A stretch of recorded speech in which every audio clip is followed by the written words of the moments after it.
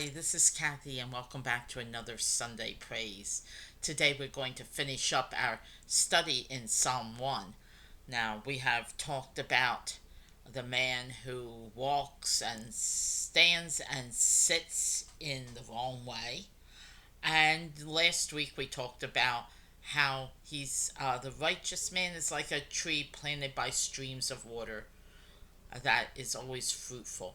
Today we're going to do verses 4 to 6, which will conclude the psalm.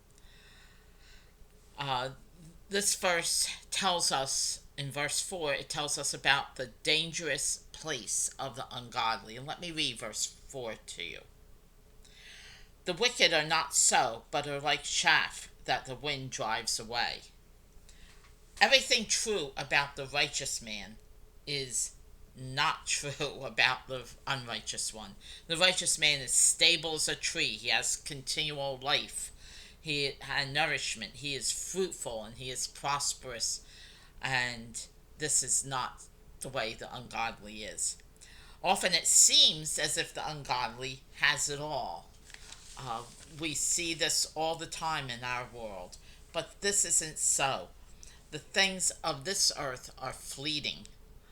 The psalmist compares the ungodly man to chaff. Now, chaff is the light shell around a kernel of grain that has to be stripped away before that grain can be used. And you can't grind a grain of wheat into flour with a chaff around it. So it has to be stripped away. Uh, but chaff is light and it blows in the wind, and uh, it can be separated from the grain by throwing uh, the grain into the air, catching it again in a basket. The chaff on a windy day is just going to blow away, and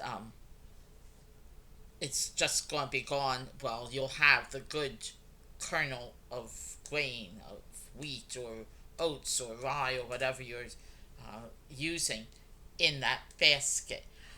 You can still see this done in the Middle East. I think maybe in Africa also.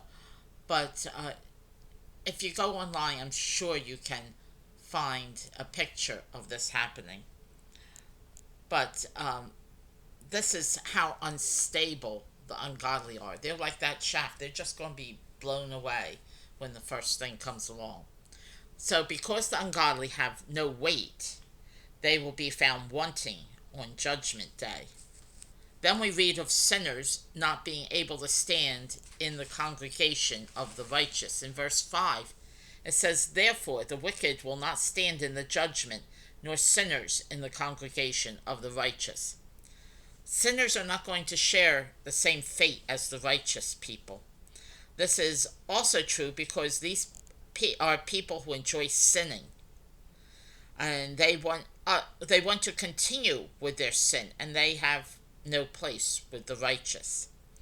There are lots of people who enjoy sinning, and living a righteous life holds no interest for them.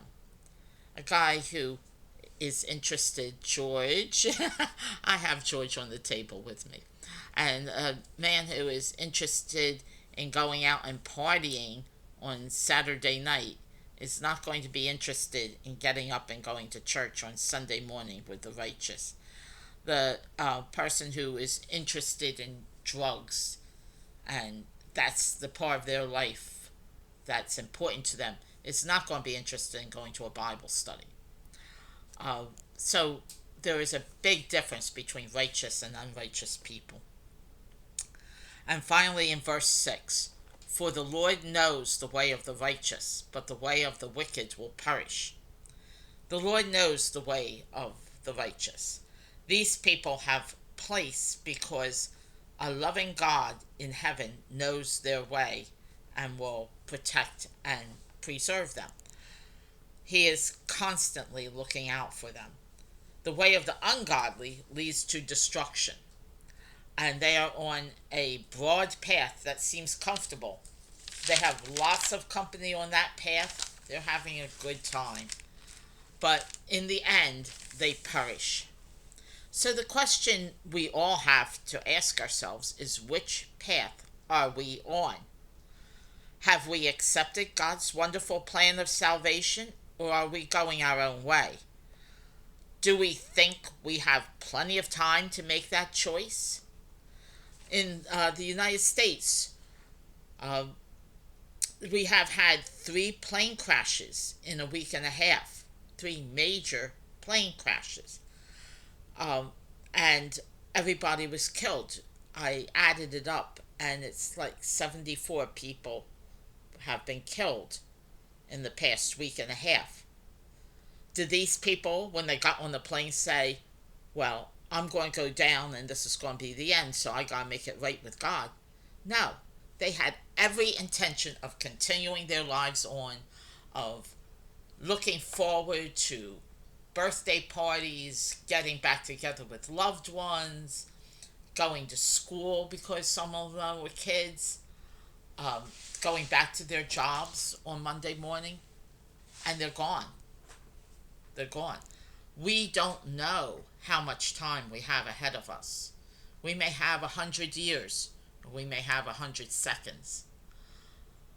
So we need to make sure that we know which road we're on, and when we face God, to say to Him, I was on the right road. I love you, and I'm trying to do what you want me to do. Please, I beg you, make sure that you're on the right path today. Well, thanks for watching. Come back again next week for another Sunday Praise.